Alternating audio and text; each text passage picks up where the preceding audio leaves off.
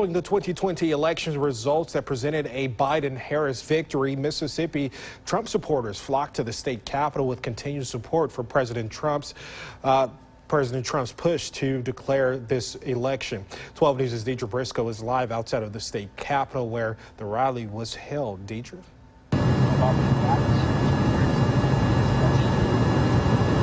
President-elect Joe Biden and VP-elect Kamala Harris addressed the nation for the first time today, while Trump supporters under the banner Stop the Steal gave their opinions about the election results.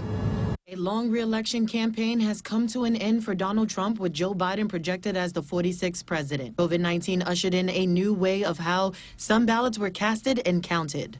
Neighbors who are in disbelief say, though the country has chosen the other candidate, they're not ready to give up. Democrats have said that, Nancy Pelosi has even said that they'll win the election even if they have to cheat. And who knows if this is truly what we're seeing or not. But we still have faith, and that's what matters right now. President Trump spent last year rallying against mail-in voting, while Biden supporters dominated mail-in voting by a 2-to-1 margin nationally. This helps explain why Trump led many swing states early on during election night. We're out here today to make sure that we voice our concerns to our state elected officials and our federal elected officials, so they can take that back to Washington and they can push and let them know that, hey, the people that we serve and that we work for are wanting a fair and balanced election.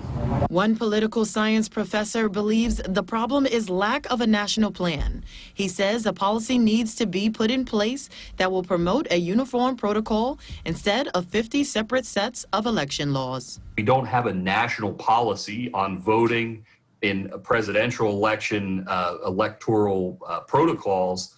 With the pandemic in place, states were left on their own, really, to devise plans that their elected officials, their legislators and governors and secretaries of state thought would work best in those states.